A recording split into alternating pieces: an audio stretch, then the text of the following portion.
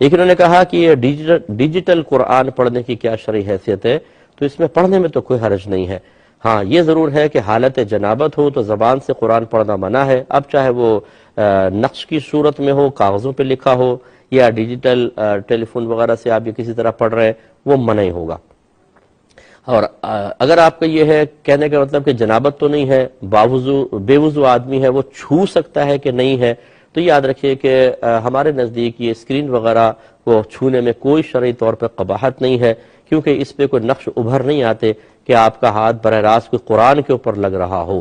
اور اس کو منع کرنے میں نے یہ دیکھا ہے کہ بہت سارے لوگ ہوتے ہیں، آفیسز میں ہوتے ہیں، بہت سی جگہوں پر ہوتے ہیں، ٹائم ملتا ہے تو فضولیات میں پڑھنے کے بجائے موبائل نکالا، قرآن نکالا اور پڑھنا شروع کر دیا